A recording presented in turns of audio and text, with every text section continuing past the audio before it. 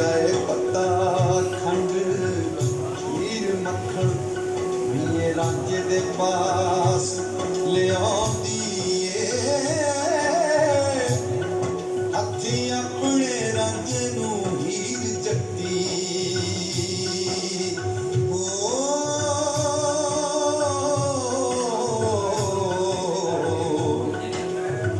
चूरी मेहर दे नाल खवा। बड़े पंजाबी एक्टिविस्ट जनाब सादकैन लोरैन साहब इंजीनियर ने और वो स्टेज पर तशरीफ लियाउणगे पंजाबी की मंग के बारे गलबात करने वास्ते उन्होंने आने तो पहले जोरदार तालियां।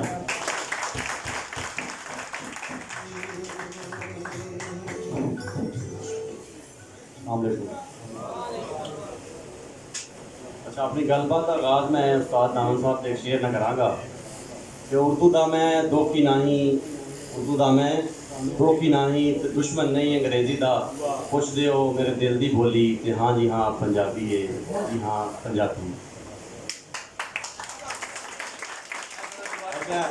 उर्दू का मैं दो की नाही ते दुश्मन नहीं अंग्रेजी का, उर्दू का मैं दो की नाही ते दुश्मन नहीं अंग्रेजी का पुछ दिओ मेरे दिल की बोली हाँ जी हाँ पंजाबी है, हाँ जी हाँ पंजाबी है।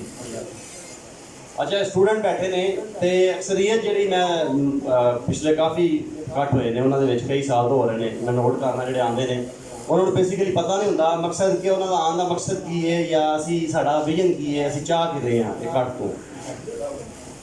तो साढ़े नाल हो की रहा है। मैं तुहानूं वो जरा थोड़ा जिहा दसांगा उहदे बारे। पाकिस्तान वालों इंग्लैंड तो यानी पाकिस्तान की शख्सियत यानी पाकिस्तानी ने उन्होंने पूरी हिस्टरी पूरी तारीख के सिर्फ एक बंदा जिन्होंने इंग्लैंड के ब्रेन ऑफ द ईयर का अवार्ड मिले आरिफ अनीस साहब, यानी 2020 उन्होंने ब्रेन ऑफ द ईयर का अवार्ड मिले। उन्होंने मुकाबले के जी शख्सियात सन वो कौन सन, स्टेफन हॉकिंग साइंसदान, उन्होंने भी नहीं मिले, यानी ब्रेन ऑफ द ईयर का अवार्ड पाकिस्तानी आरिफ अनीस को मिले है। तो आरिफ अनीस साहब अपने कालम च लिखते हैं, मैं तुहानूं कालम कोट करांगा जरा गल समझो ध्यान नाल, यह सोचने वाली गल है ताकि यह अज ज़हन दे लैके जाओ ताकि तुहानूं पता लगे तुहाडे नाल हो की रहा है।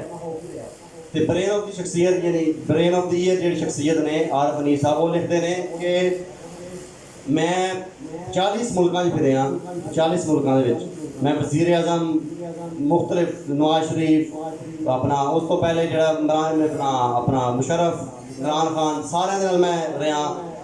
मैं जी अगलीट तैयार की है यानी CSS के इम्तिहान वो कहते हैं मेरे सामने CSS का पर्चा इस टाइम जरा गल गौर ना है CSS के स्टूडेंट पढ़ाते हो कहते हैं मेरे सामने इस टाइम CSS का पर्चा है ये जोड़े अल्फाज मुतजाद लिखे ने जी पेपर जोड़े आए हैं अंग्रेजी के वो मैं सामने रखे ने तो इन्होंने मैंने सिर्फ 50% का मतलब आता है वो आप CSS ऑफिसर ने ठीक है तो वो कहते हैं कि मैंने सिर्फ 50% का तर्जमा आता है। मैं 40 मुल्क फिर चुके हैं, मोटिवेशनल स्पीकर भी ने उन्होंने किताब जी बेस्ट सैलर हुई है इंग्लैंड के वो कहते हैं मैंने 50% का तर्जमा आता है। वो कहते हैं यह जो लफज लिखे ने ना यह अल्फाज मुतजाद मैं लैके ऑक्सफोर्ड यूनिवर्सिटी चला गया उत्थे के मुकामी गोरियां मैं वो लफज विखाए जोड़े साढ़े CSS के इम्तिहान से पेपर च आए हैं जरा गल गौर ना सुनो। उन्होंने मैं स्टूडेंट्स नवाया ऑक्सफोर्ड यूनिवर्सिटी के उन्होंने 10 विचों सिर्फ 4 स्टूडेंट्स ने सिर्फ 5 अल्फाज के सही मतलब दसे यानी जो साढ़े पेपर अंग्रेजी के अल्फाज आए हैं साढ़े CSS के इम्तिहान उन्होंने भी नहीं आते वो पुरानी तो क्लासिक ही अंग्रेजी के अल्फाज सन। तो कहते हैं उस तो बाद मैं ऑक्सफोर्ड डिक्शनरी सारे घर होएगी वेखी होएगी ऑक्सफोर्ड डिक्शनरी जो राइटर ने उन्होंने नया एडिशन जिन्हें छापया है मैं उन्होंने कोल गया मेरे दोस्त भी ने मैं उन्होंने जाके वाहे कि इन्हों का तर्जमा करो साढ़े CSS के पेपर च आए हैं उन्होंने सिर्फ 60% अल्फाज का तर्जमा किया यानी उन्होंने कहा कि जी ये पेपर जो इंग्लिश के मुश्किल अल्फाज पुराने अल्फाज क्यों पाए गए हैं गल तो गौर करो कि वो चाहते हैं कि जी करीम है ना सिर्फ वो बचे और बाकी 97% बंदे जो आम पब्लिक उठ के उत्ते जाता है उन्होंने साइड से करता जाए सिर्फ और सिर्फ इंग्लिश को अंग्रेजी यानी जिन्होंने कहते हो तुम बना के जरिया यानी अंग्रेजी उन्होंने करीम कढ़न का जरिया बनाया है और वो अंग्रेजी जी गोरिया भी नहीं आती उन्होंने अपनी जुबान है तबकाती निज़ाम यानी वो कहते हैं कि जोड़ा पाकिस्तान का 1% तबका है 1% तो भी घट वो चाहता ही नहीं कि तुम तरक्की करो तुम उत्ते आओ उन्होंने अंग्रेजी का रोक दबाव कायम रखने वास्ते अंग्रेजी जुबान यानी मेन चीज़ रखा है हथियार ਜਿਹਦੀ ਵਜ੍ਹਾ ਤੋਂ ਤੁਹਾਨੂੰ ਉੱਤੇ ਨਹੀਂ ਆਉਣ ਦਿੰਦੇ। ਉਹ ਕਹਿੰਦੇ ਨੇ ਕਿ ਜੀ ਮੈਂ ਜਿਹੜਾ ਨਾ ਉਹ ਆਰਫ ਅਨੀਸ ਸਾਹਿਬ ਲਿਖਦੇ ਨੇ ਕਿ ਮੈਂ ਜਿਹੜਾ ਨਾ ਆਪਣਾ ਇਮਰਾਨ ਖਾਨ ਦੀ ਤਕਰੀਰ ਵੀ ਸੁਣੀ ਹੈ, ਨਵਾਜ਼ ਸ਼ਰੀਫ ਦੀ ਵੀ ਸੁਣੀ ਹੈ, ਜਰਨੈਲਾਂ ਦੀ ਵੀ ਸੁਣੀ ਹੈ, ਉਹਨਾਂ ਦੇ ਨਾਲ ਮੈਂ ਪ੍ਰੋਗਰਾਮ ਕੀਤੇ ਨੇ। ਜਰਨੈਲਾਂ ਦੇ ਵਿੱਚ ਉਹਨਾਂ ਦੇ ਦਫ਼ਤਰਾਂ ਦੇ ਵਿੱਚ ਉਹਨਾਂ ਦਾ ਵਿੱਚ ਵੀ ਅਹਿਸਾਸੇ ਕਾਮਤਰੀ ਦੇ ਸ਼ਿਕਾਰ ਨੇ ਜਰਨੈਲ ਵੀ ਬਸ਼ਮੂਰ। ਉਹ ਕਹਿੰਦੇ ਨੇ ਉੱਥੇ ਵੀ ਜਿਹੜਾ ਜਰਨੈਲ ਅੰਗਰੇਜ਼ੀ 'ਚ ਗੱਲਬਾਤ ਕਰਦਾ ਹੈ ਉਹ ਜ਼ਿਆਦਾ ਅੱਛਾ ਜਰਨੈਲ ਸਮਝਿਆ ਜਾਂਦਾ ਹੈ। ਤੇ ਉੱਥੇ ਕਹਿੰਦੇ ਨੇ ਕਿ ਨਵਾਜ਼ ਸ਼ਰੀਫ, ਮੈਂ ਕਈ ਦਫ਼ਤਰ ਗਿਆ ਤਾਂ ਉੱਥੇ ਮੈਂ ਵੇਖਿਆ ਹੈ ਕਿ ਨਵਾਜ਼ ਸ਼ਰੀਫ ਜਿਹੜਾ ਹੈ ਉਹਦੀ ਸਿਆਸੀ ਜਿਹੜਾ ਹੈ ਉਹਦਾ ਨਜ਼ਰੀਆ ਜਾਂ ਉਹਦੇ ਉੱਤੇ ਗੱਲਬਾਤ ਨਹੀਂ ਹੋ ਰਹੀ ਹੁੰਦੀ, ਉਹਦੀ ਗੱਲਬਾਤ ਉਹਦੀ ਅੰਗਰੇਜ਼ੀ 'ਚ ਹੋ ਰਹੀ ਹੁੰਦੀ ਹੈ ਕਿ ਇਹ ਇੰਟਰਨੈਸ਼ਨਲ ਪਲੇਟਫਾਰਮ 'ਤੇ ਅੰਗਰੇਜ਼ੀ ਨਹੀਂ ਬੋਲ ਸਕਦਾ। ਯਾਨੀ ਹਰ ਚੀਜ਼, ਕ੍ਰਿਕਟਰ ਵੇਖ ਲਓ ਤੁਸੀਂ, ਦਿਮਾਗੋਂ ਲੱਗਦੀ ਤੁਹਾਨੂੰ ਮੈਂ ਮਿਸਾਲ ਦਿਆਂਗਾ, ਉਹਦਾ ਸਾਰੇ ਮਜ਼ਾਕ ਉਡਾਉਂਦੇ ਨੇ ਕਿ ਜੋ ਅੰਗਰੇਜ਼ੀ ਨਹੀਂ ਇਹ, ਔਰ ਜਿਹੜਾ ਮਜ਼ਾਕ ਉਡਾਉਂਦਾ ਹੈ ਮੈਂ ਅੱਜ ਕੱਲ੍ਹ ਉਹਦੇ ਜਿਹੜਾ ਮਜ਼ਾਕ ਉਡਾਉਣਾ ਕਿ ਯਾਨੀ ਉਹ ਇੱਕ ਟਾਪ ਲੈਵਲ ਦਾ ਕ੍ਰਿਕਟਰ ਸੀ, ਠੀਕ ਹੈ, ਉਹਦੇ ਖੇਲ ਤੇ ਗੱਲ ਕਰੋ ਉਹਨੂੰ ਅੰਗਰੇਜ਼ੀ ਨਹੀਂ ਆਉਂਦੀ ਤੇ ਉਹ ਜੀ ਉਹਦਾ ਮਜ਼ਾਕ ਉਡਾਉਂਦੇ ਨੇ ਜੀ ਉਹਨੂੰ ਅੰਗਰੇਜ਼ੀ ਨਹੀਂ ਆਉਂਦੀ। ਯਾਨੀ ਹਰ ਜਗ੍ਹਾ ਤੇ ਪਾਕਿਸਤਾਨ ਦੇ ਵਿੱਚ ਵੇਖੋ ਤੁਸੀਂ, ਸਿਆਸੀ ਭਾਵੇਂ ਸਿਆਸਤ 'ਚ ਵੇਖ ਲਓ ਨਵਾਜ਼ ਸ਼ਰੀਫ ਦਾ ਮਜ਼ਾਕ ਉਡਾਇਆ ਹੋਰ ਵੀ ਸਿਆਸਤਦਾਨਾਂ ਦਾ। ਉਸ ਤੋਂ ਇਲਾਵਾ ਤੁਸੀਂ ਕ੍ਰਿਕਟ 'ਚ ਆਇਓ, ਕਿਸੇ ਵੀ ਜਰਨੈਲ ਉਹ ਜਿਹੜਾ ਸੀਨੀਅਰ ਅੱਛਾ ਮੰਨਿਆ ਜਾਂਦਾ ਜਿਹਨੂੰ ਅੰਗਰੇਜ਼ੀ ਆਉਂਦੀ ਹੈ। ਯਾਨੀ ਹਰ ਜਗ੍ਹਾ ਦੇ ਉੱਤੇ ਅੰਗਰੇਜ਼ੀ ਨੂੰ ਉਹਨਾਂ ਨੇ ਇਹ ਰੱਖਿਆ ਹੈ ਸਫਾਈ ਦਾ ਜ਼ਰੀਆ ਕਿ ਬਾਕੀ ਸਾਰਿਆਂ ਨੂੰ ਅੰਗਰੇਜ਼ੀ ਜਿਹੜੀ ਬਰਤਰੀ ਦਾ ਉਹਨਾਂ ਨੇ ਉਹਨੂੰ ਨਿਸ਼ਾਨੀ ਰੱਖਿਆ ਹੈ। ਤੇ ਇਸ ਕੰਪਲੈਕਸ ਨੂੰ ਖਤਮ ਕਰਨਾ ਚਾਹੀਦਾ ਸਾਨੂੰ। ਸਭ ਤੋਂ ਪਹਿਲੀ ਚੀਜ਼ ਤੇ ਐਵੇਂ। ਦੂਸਰੀ ਚੀਜ਼ ਐਵੇਂ, ਹੁਣ ਅਗਲੇ ਗੱਲ ਕਰ ਰਹੇ ਹਾਂ ਉਰਦੂ ਦੀ ਥੋੜੀ ਜੀ। ਮੈਂ ਆਪਣੀ ਯੂਨੀਵਰਸਿਟੀ ਦੇ ਇੱਕ ਸਰਵੇ ਕੀਤਾ ਛੋਟਾ ਜਿਹਾ, ਮੈਂ ਲੈਕਚਰ ਉੱਤੇ ਕਰਾਉਣਾ ਵਾ, ਤੇ ਮੈਂ ਉਹਨਾਂ ਨੂੰ ਦੋ ਸ਼ੇਰ ਵਾਈਟ ਬੋਰਡ ਤੇ ਲਿਖੇ, ਇੱਕ ਇਕਬਾਲ ਦਾ ਤੇ ਇੱਕ ਗਾਲਬ ਦਾ। ਮੈਂ ਕਹਿਣਾ ਤਾਂ ਤਰਜਮਾ ਕਰੋ ਜ਼ਰਾ। ਲੋ ਜੀ, ਮੈਂ ਤੁਹਾਨੂੰ ਯਕੀਨ ਨਾ ਕਹਿਣਾ 90% ਅਫਰਾਦ ਜਿਹੜੇ ਸਟੂਡੈਂਟ ਜਿਹੜੇ ਪਿਛਲੇ 16 ਸਾਲ ਤੋਂ ਯੂਨੀਵਰਸਿਟੀ ਦੇ ਸਟੂਡੈਂਟ ਨੇ ਸਾਰੇ 16 ਸਾਲ ਤੱਕ ਤਕਰੀਬਨ ਹਾਸਲ ਕੀਤੀ ਹੈ, ਉਹ 16 ਸਾਲ ਤੋਂ ਉਰਦੂ ਤੇ ਅੰਗਰੇਜ਼ੀ ਪੜ੍ਹਦੇ ਆ ਰਹੇ ਨੇ। ਸਾਰੇ ਸਬਜੈਕਟਸ ਉਹਨਾਂ 'ਚ ਪੜ੍ਹ ਰਹੇ ਨਾ, ਤੇ ਉਰਦੂ ਦੇ ਸੈਪਰੇਟ ਸਬਜੈਕਟ ਵੀ ਪੜ੍ਹ ਰਹੇ ਨੇ। ਉਹਨਾਂ ਨੂੰ ਮੈਂ ਕਿਹਾ ਤਰਜਮਾ ਕਰੋ, ਤੇ ਉਹਨਾਂ ਦੇ ਵਿੱਚੋਂ 90% ਅਫਰਾਦ ਸ਼ੇਰ ਦਾ ਤਰਜਮਾ ਨਹੀਂ ਕਰ ਸਕੇ। ਇਕਬਾਲ ਤੇ ਗਾਲਬ ਦੇ ਸ਼ੇਰ ਸਨ। ਮੈਂ ਬਾਬਾ ਬੁੱਲੇ ਸ਼ਾਹ ਦਾ ਸ਼ੇਰ ਹਮ ਆਇਨੀ ਸ਼ੇਰ ਬੋਰਡ ਤੇ ਲਿਖਿਆ, ਮੈਂ ਕਿਹਾ ਇਹਨੂੰ ਪੜ੍ਹ ਕੇ ਦੱਸੋ, ਇਹਦਾ ਤਰਜਮਾ ਕਰੋ। 90% ਅਫਰਾਦ ਨੇ ਤਰਜਮਾ ਕਰ ਦਿੱਤਾ। ਹੁਣ ਤੁਸੀਂ ਗੌਰ ਕਰੋ ਕਿ ਪੰਜਾਬੀ ਉਹਨਾਂ ਨੇ 1 ਸਾਲ ਵੀ ਨਹੀਂ ਪੜ੍ਹੀ, 1 ਮਹੀਨਾ ਵੀ ਨਹੀਂ ਪੜ੍ਹੀ, 1 ਦਿਨ ਵੀ ਨਹੀਂ ਪੜ੍ਹੀ। ਯਾਨੀ ਉਹਨਾਂ ਨੇ ਨਾ ਕਿਸੇ ਪ੍ਰਾਇਮਰੀ 'ਚ ਪੜ੍ਹੀ, ਨਾ ਉਹਨਾਂ ਅੱਗੇ ਪੜ੍ਹੀ, ਨਾ ਕੋਈ ਨਾ ਕਿਤਾਬ ਪੜ੍ਹੀ, ਫਿਰ ਵੀ ਉਹਨਾਂ ਪੰਜਾਬੀ ਦਾ ਤਰਜਮਾ ਕਰਤਾ। ਇਹ ਹੁੰਦਾ ਮਾਦਰੀ ਜ਼ੁਬਾਨ, ਮਾਂ ਬੋਲੀ, ਯਾਨੀ ਸਾਡੀ ਜ਼ੁਬਾਨ ਹੈ। ਉਰਦੂ ਜਿਹੜੀ ਉਹਨਾਂ 16 ਸਾਲ ਪੜ੍ਹੀ ਹੈ, ਇੰਗਲਿਸ਼ ਵੀ ਉਹਨਾਂ 16 ਸਾਲ ਪੜ੍ਹੀ ਹੈ, ਉਹਦਾ ਤਰਜਮਾ ਉਹ ਨਹੀਂ ਕਰ ਸਕੇ, ਠੀਕ ਹੈ। ਲੇਕਿਨ ਪੰਜਾਬੀ ਜਿਹੜਾ ਉਹਨੇ ਨਹੀਂ ਵੀ ਪੜ੍ਹੀ, ਉਹ ਫਿਰ ਵੀ ਉਹਨਾਂ ਤਰਜਮਾ ਕਰ ਦਿੱਤਾ ਹੈ। ਇਹ ਵੇ ਫਰਕ ਮਾਂ ਬੋਲੀ ਦਾ। ਤੁਸੀਂ ਕਿੱਥੇ ਚਲੇ ਜਾਓ ਚੌਕ ਚੁਰਾਏ ਦੇ ਵਿੱਚ, ਪਬਲਿਕ ਸਰਵੇ ਤੁਸੀਂ ਕਰ ਲਓ, ਤੁਸੀਂ ਸ਼ੇਰ ਕੋਈ 2 ਸ਼ੇਰ ਲਾਈਓ, ਮੈਂ ਤੁਹਾਨੂੰ ਦੱਸ ਦਿੰਦਾ, ਤੁਸੀਂ ਪਬਲਿਕ ਨੂੰ ਪੁੱਛੋ ਇਹਦਾ ਤਰਜਮਾ ਕਰੇ। ਅਕਸਰੀਅਤ ਉਰਦੂ ਦੇ ਸ਼ੇਰਾਂ ਦਾ ਜਾਂ ਇੰਗਲਿਸ਼ ਦੀ ਕੋਰਸ ਦਾ ਤਰਜਮਾ ਨਹੀਂ ਕਰ ਸਕੇਗੀ। ਪੜ੍ਹੇ ਲਿਖੇ ਤਬਕਾ ਵਿੱਚ ਮੌਜੂਦ ਹੈ, ਨਹੀਂ ਕਰ ਸਕੇਗਾ। ਔਰ ਪੰਜਾਬੀ ਜਿਹੜੀ ਉਹਨਾਂ ਕਦੀ ਨਹੀਂ ਪੜ੍ਹੀ ਉਹਦਾ ਤਰਜਮਾ ਕਰ ਦੇਣਗੇ।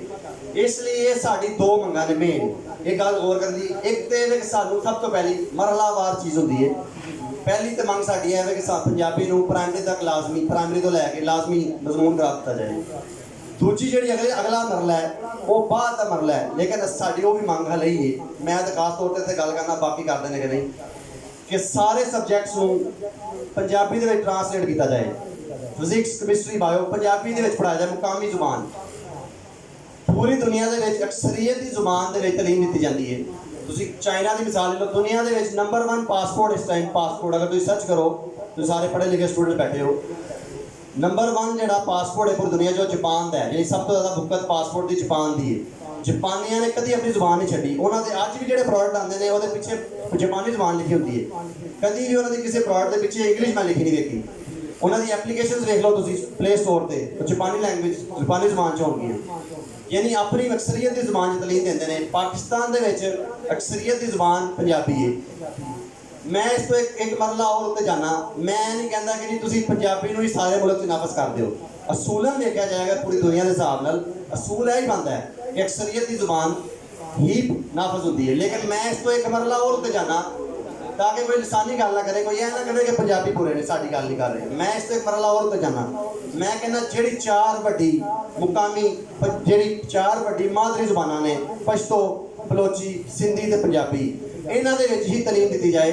ਹਰ ਸੂਬੇ ਦੇ ਵਿੱਚ ਆਪਣੀ ਜਿਹੜੀ ਜ਼ੁਬਾਨ ਹੈ, ਆਪਣੀ ਜ਼ੁਬਾਨ ਦੇ ਵਿੱਚ ਮੁਕਾਮੀ ਜ਼ੁਬਾਨਾਂ ਦੀ, ਮਾਦਰੀ ਜ਼ੁਬਾਨਾਂ ਦੀ ਤਾਲੀਮ ਦਿੱਤੀ ਜਾਏ। ਤੇ ਇਹ ਜਿਹੜੀ ਉਰਦੂ ਤੇ ਅੰਗਰੇਜ਼ੀ ਵਾਲੀ ਗੱਲ ਹੈ, ਇਹਨਾਂ ਨੂੰ ਅੰਗਰੇਜ਼ੀ ਨੂੰ ਤਾਂ ਬਿਲਕੁਲ ਖਤਮ ਕੀਤਾ ਜਾਂਦਾ ਹੈ, ਜਿਹੜੀ ਦਫ਼ਤਰਾਂ ਦੇ ਵਿੱਚੋਂ ਔਰ ਦਫ਼ਤਰੀ ਜਗ੍ਹਾ ਤੋਂ ਸਾਰੀ ਜਗ੍ਹਾ ਤੋਂ ਖਤਮ ਕੀਤਾ ਜਾਏ। ਔਰ ਜਿਹੜੀ ਉਰਦੂ ਹੈ ਉਹਨੂੰ ਯਾਨੀ ਜਿਹਨੂੰ ਕਾਇਦੇ-ਆਜ਼ਮ ਨੇ ਇਹ ਵੀ ਕਾਇਦੇ-ਆਜ਼ਮ ਨੇ ਉਹਨੂੰ ਲੈਂਗੁਆ ਫਰਿੰਕਵਾ ਦਾ ਲਫ਼ਜ਼ ਕਿਹਾ ਸੀ, ਇਹਨਾਂ ਲੋਕਾਂ ਨੇ ਉਹਨੂੰ ਕੌਮੀ ਜ਼ੁਬਾਨ ਬਣਾਤਾ ਹੈ। ਕਾਇਦੇ-ਆਜ਼ਮ ਨੇ ਜਿਹੜਾ ਲਫ਼ਜ਼ ਵਰਤਿਆ ਸੀ ਉਰਦੂ ਵਾਸਤੇ, ਉਰਦੂ ਇਜ਼ ਓਵਰ ਲੈਂਗੁਆ ਫਰਿੰਕਵਾ, ਯਾਨੀ ਇਹ ਸਾਡੀ ਰਾਬਤੇ ਦੀ ਜ਼ੁਬਾਨ ਹੈ। ਕਾਇਦੇ-ਆਜ਼ਮ ਨੇ ਕਿਹਾ ਸੀ ਕਿ ਸਾਡੀ ਰਾਬਤੇ ਦੀ ਜ਼ੁਬਾਨ ਹੈ, ਉਰਦੂ ਰਾਬਤੇ ਦੀ ਜ਼ੁਬਾਨ ਰਵੇ, ਰਹਿਣੀ ਵੀ ਚਾਹੀਦੀ ਹੈ। ਸਾਨੂੰ ਕੋਈ ਬੋਲਣ 'ਚ ਇਤਰਾਜ਼ ਨਹੀਂ ਹੋਣਾ। ਜਿਹੜਾ ਮੈਂ ਗੱਲ ਸ਼ੁਰੂ ਹੀ ਉੱਥੋਂ ਕੀਤੀ ਹੈ ਕਿ ਉਸਤਾਦ ਦਾਮਨ ਦੇ ਸ਼ੇਰ ਤੋਂ ਕਿ ਉਰਦੂ ਦਾ ਮੈਂ ਦੁੱਖ ਹੀ ਨਹੀਂ ਤੇ ਦੁਸ਼ਮਣ ਨਹੀਂ ਅੰਗਰੇਜ਼ੀ ਦਾ, ਪੁੱਛਦੇ ਹੋ ਮੇਰੇ ਦਿਲ ਦੀ ਬੋਲੀ, ਹਾਂ ਜੀ ਹਾਂ ਪੰਜਾਬੀ ਹੈ। ਤੇ ਸਾਨੂੰ ਨਾ ਅੰਗਰੇਜ਼ੀ ਤੋਂ ਇਤਰਾਜ਼ ਹੈ ਨਾ ਉਰਦੂ ਤੋਂ ਇਤਰਾਜ਼ ਹੈ, ਲੇਕਿਨ ਤਾਲੀਮ ਮਾਦਰੀ ਜ਼ੁਬਾਨ 'ਚ ਹੋਣੀ ਚਾਹੀਦੀ ਹੈ, ਅਕਸਰੀਅਤ ਦੀ ਜ਼ੁਬਾਨ 'ਚ ਹੋਣੀ ਚਾਹੀਦੀ ਹੈ।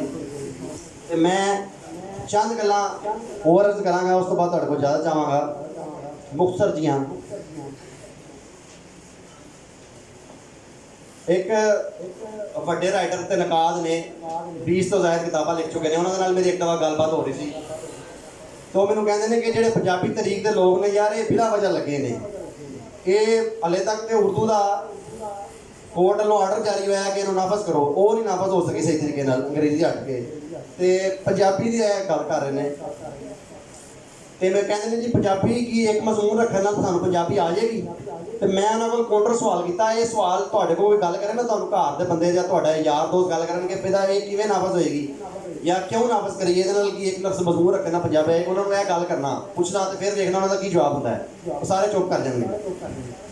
तो मैं उन्होंने कहा जी ये एक मजमून रखे ना पंजाबी आ जाएगी। मैं उन्होंने कहा कि तुसी कहते जी मैं तो फारसी का एक मजमून दिए जी पढ़िया है तो अपना अरबी का, तो मैनू अरबी सिर्फ इन्नी हुई आती है कि मैं अपना नाम अरबी च लिख सकना, वो भी क्यों क्योंकि वो है ही अरबी से, मजाक के तौर पर ना किया मैनू कि मैं अरबी च लिख सकना, मेरा नाम अबू बकर तो वो है ही क्योंकि अरबी का इसलिए मैं लिख सकना, उस तो अलावा मैंने अरबी नहीं आती, मैं मजमून के तौर पर पढ़ी है BH।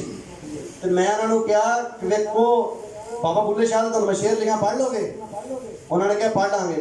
मैं क्या कितनी पढ़ी है पंजाबी, कितने कितने पढ़ी है तुम पंजाबी? मैं क्या यह फर्क है मादरी जुबान का, थोड़ी मादरी जुबान भी पंजाबी है।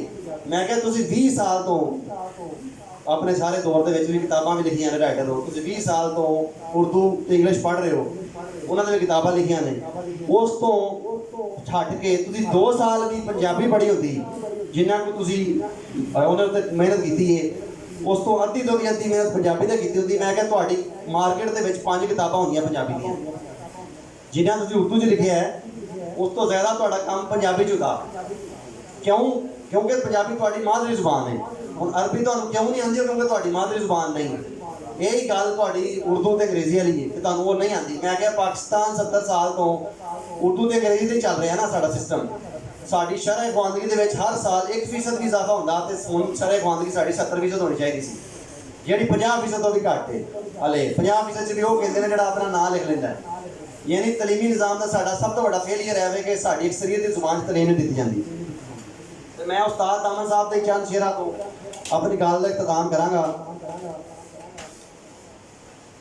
कि वो कहते हैं जी मैनू कई ने आख्या है कई बारी, मैनू कई ने आख्या है कई बारी तू लैना पंजाबी का ना छड़ दे, गोदी जिदी च पल के जवान होयो वो मां छड़ दे ग्रां छड़ दे, जे पंजाबी पंजाबी फूकना ही, हाँ साहब जे पंजाबी पंजाबी फूकना ही, जिथे कला खलोता है वो थां छड़ दे, मैनू इंज लगता है लोग आखते ने तू पुत्र अपनी मां छड़ दे।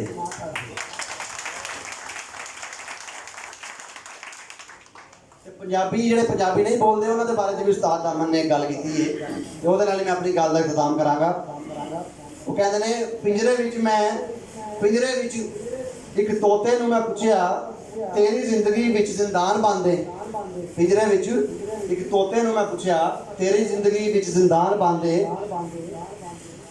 तोता हसिया ते हस के कहन लगा पिंजरे विच मैं पिया आज़ाद बोला तू आज़ाद है तेरी जुबान बन दे, पिंजरे विच मैं पिया आज़ाद बोला तू आज़ाद है तेरी जुबान बन दे, दामन मरदे तुहानूं सारिआं नूं कह रहा उस्ताद दामन, दामन मरदे विच मैदान आ जा, दामन मरदे विच मैदान आ जा, करदे ज़ाहर जो दिली अरमान बन दे।